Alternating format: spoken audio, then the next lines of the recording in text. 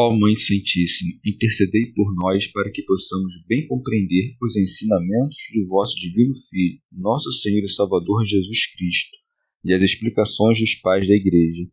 Ó Virgem Imaculada, ofereço-vos este trabalho e peço que abençoais aqueles que o ouvirem, e que seja para a maior honra e glória de Deus. Amém. Senhor onipotente, purificai o meu coração e os meus lábios. Vós, que purificastes os lábios do profeta Isaías com carvão em brasa, e dignai-vos, por tal modo, purificar-me com a vossa misericórdia, para que possa dignamente anunciar o vosso santo Evangelho. Por Jesus Cristo nosso Senhor. Amém. Senhor, abençoai-me. Que o Senhor resida no meu coração e nos meus lábios, para que anuncie digna e convenientemente o seu Evangelho. Amém.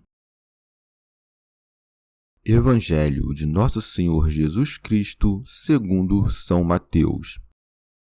Disse Jesus aos seus discípulos: Ouvistes o que foi dito: amarás o teu próximo e odiarás o teu inimigo. Eu, porém, vos digo: amai os vossos inimigos e orai pelos que vos perseguem. Desse modo vos tornareis filhos do vosso Pai que está nos céus, porque ele faz nascer o seu sol igualmente sobre os maus e bons, e cair a chuva sobre justos e injustos. Com efeito, se amais os que vos amam, que recompensa tendes? Não fazem também os publicanos a mesma coisa? E se saudais apenas os vossos irmãos, que fazeis demais? Não fazem também os gentios a mesma coisa? Portanto, deveis ser perfeitos, como o vosso Pai Celeste é perfeito. Comentários dos Pais da Igreja. Comentário de São Tomás de Aquino em forma de glosa. Tinha anteriormente o Senhor ensinado que não devemos oferecer resistência a quem nos faz alguma injúria, mas, ao contrário, devemos estar preparados para sofrer outras tantas. Agora, porém, ensina que se deve dedicar afetos e efeitos de caridade aos que nos ofendem com qualquer injúria.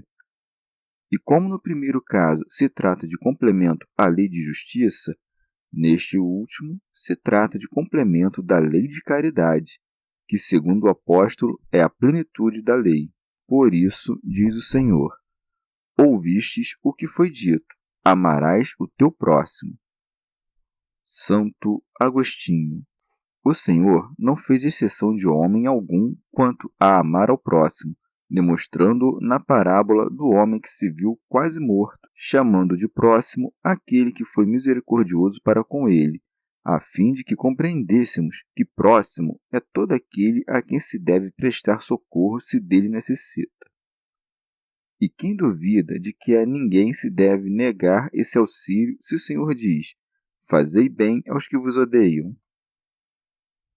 Compreende-se que havia certo grau de caridade na justiça dos fariseus, os quais estavam sob a lei antiga, pois existem pessoas que aborrecem mesmo aqueles que os amam.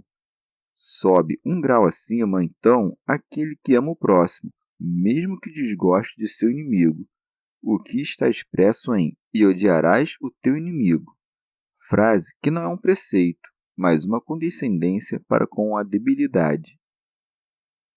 Pergunto agora aos maniqueus: por que se deve considerar como próprio da lei de Moisés só aquilo que foi dito aos antigos: odiarás o teu próximo? Por acaso, não disse Paulo que alguns homens eram odiáveis a Deus? Deve-se também perguntar como se entende que, segundo o exemplo de Deus, para quem disse Paulo, alguns homens eram odiáveis, deve-se odiar os inimigos e que, ainda segundo o exemplo de Deus, aquele que faz o sol nascer para os bons e para os maus, deve-se amar os inimigos. Essa regra deve ser entendida neste sentido, que odiamos o inimigo pelo mal que nele possa haver, isto é, a iniquidade, e que amemos o inimigo pelo que nele há de bom, isto é, a racionalidade de uma criatura racional. Tendo ouvido, mas não compreendido o que foi dito aos antigos: odiarás o teu inimigo, eram os homens conduzidos ao ódio pelo homem, quando deveriam odiar, isto sim, o vício. A estes corrige o Senhor quando acrescenta: Eu, porém, digo-vos, amai os vossos inimigos. Como anteriormente já tinha dito, não vim para abolir os preceitos, mas para os cumprir. Ao mandar que também amemos os inimigos, obriga-nos a compreender como podemos, tratando-se de um mesmo homem, odiá-lo pela sua culpa e amá-lo pela sua natureza. Comentário de São Tomás de Aquino em forma de glosa. Mas se deve ter em conta que em todo o discurso da lei não estava escrito terás ódio pelo teu inimigo, mas estava dito apenas quanto a uma tradição dos escribas, aos quais pareceu que isso deveria ser acrescentado, porque o Senhor mandou que os filhos de Israel perseguissem seus inimigos e varressem Amaleque da face da terra. Pseudo Crisóstomo. Como que foi dito, não desejarás, não foi para a carne, mas para a alma. De igual modo, neste passo, não pode a carne amar seu inimigo, mas a alma o pode, porque o amor ou ódio carnal se encontram nos sentidos, e o amor ou ódio espiritual se encontram na alma, no entendimento. Quando, pois, somos prejudicados por alguém, mesmo que sintamos ódio, não queiramos, contudo, tornar ativo este último. Saibamos que nossa carne odeia o inimigo, mas nossa alma o ama. São Gregório Magno. Guardamos verdadeiramente o amor pelo inimigo quando nem sua felicidade nos abate, nem sua ruína nos alegra. Não ama o próximo quem não quer vê-lo melhor, ou quem se alegra com a ruína do outro e o persegue com maus pensamentos.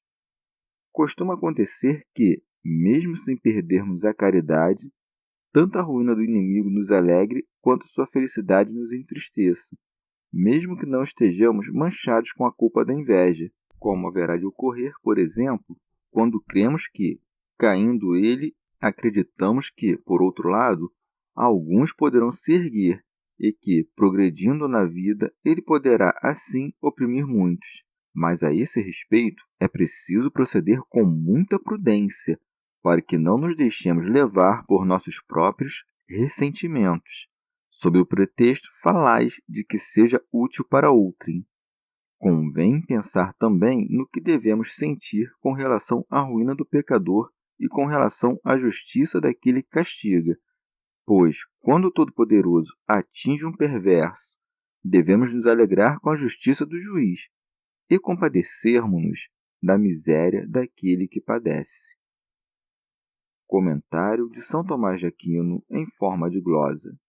Os inimigos da Igreja a combatem de 3 modos: com o ódio, com as palavras e com a mortificação do seu corpo. A Igreja, ao contrário, os ama, de modo que se diz: amai os vossos inimigos, faz o bem e por isso se acresce: fazei bem aos que vos odeiam, e ora de onde prossegue, e orai pelos que vos maltratam e vos perseguem. São Jerônimo. Muitos, medindo os preceitos de Deus com sua debilidade e não com a força dos santos, dizem que são impossíveis as coisas preceituadas e que basta a virtude não odiar os inimigos, porque já o amá-los será mais do que suporta a natureza humana. Mas se deve ter em conta que Cristo não ordena coisas impossíveis, mas sim perfeitas. Como assim fez Davi com Saul e Absalão, de igual modo o fez o mártir Estevão, o qual rogou a Deus por aqueles que o apedrejavam, e o fez Paulo, que quis ser anatematizado em lugar dos seus perseguidores. Isso tanto nos ensinou o Senhor como o fez, dizendo: Pai, perdoa-lhes. Santo Agostinho. Mas essas coisas são próprias unicamente dos filhos perfeitos de Deus, e para aí que deve tender todo fiel e para aí dirigir sua alma, rogando a Deus e lutando consigo mesmo. Todavia, esse bem tão grande não pertence a tantos quantos cremos ouvir quando se diz a oração: perdoa-nos as nossas dívidas, assim como nós perdoamos aos nossos devedores. Aqui surge uma questão, já que, enquanto se exorta, através do preceito do Senhor, a orar pelos inimigos, outros textos da Sagrada Escritura parecem contrariá-lo, pois nos profetas se encontram muitas imprecações a respeito dos inimigos, a exemplo do texto que diz: fiquem seus filhos órfãos. Deve-se ter em conta que os profetas costumam predizer as coisas futuras em forma de imprecação. Estas palavras de João, todavia, são mais expressivas. Há um pecado que conduz à morte, não digo que rogue alguém por ele. Como se vê, demonstra-se claramente que existem alguns irmãos pelos quais não devemos orar, dizendo-se: o que sabe que seu irmão comete um pecado, ao passo que o Senhor nos ordena que oremos também por aqueles que nos perseguem. E essa questão não pode ser resolvida se não confessamos que há alguns pecados em nossos irmãos que são mais graves que a perseguição dos inimigos, pois Estevão roga por aqueles que o apedrejam, já que ainda não tinham acreditado em Cristo. E o apóstolo Paulo não roga por Alexandre, pois era irmão e tinha pecado pelo sentimento de inveja, atacando a fraternidade. No entanto, devemos confessar que não orar por alguém não é orar contra ele, mas que diremos daqueles contra os quais sabemos que oraram os santos não pela sua correção de conduta, porque já assim tinham orado antes, mas sim por sua condenação final. Não queremos falar da oração que faz o profeta contra aquele que haverá de entregar seu mestre, porque aquela predição de coisas futuras não foi uma condenação, mas da oração que os santos mártires fazem no Apocalipse, para pedir vingança do seu sangue. Pois bem, essa oração não nos deve causar espanto, pois quem ousará dizer que se dirigia contra os próprios perseguidores e não contra o reino do pecado? Ninguém. A vingança dos mártires é sincera e está repleta de justiça e de misericórdia, pois eles pediam pela destruição do império do pecado, em cujo reino tantas coisas tinham sofrido. Destrói-se o império do pecado em parte por meio da correção dos homens, e em parte por meio da condenação dos que perseveram no pecado. Não te parece que Paulo vingou-se em si mesmo por Estevão quando diz: castigo o meu corpo e reduzo-o à escravidão? Ou as almas dos que foram assassinados clamam, pedindo que sejam vingadas, assim como o sangue de Abel clamou da terra não pela voz, mas pela razão. Assim como se diz que uma obra louva o artífice pelo simples fato de deleitar quem a vê.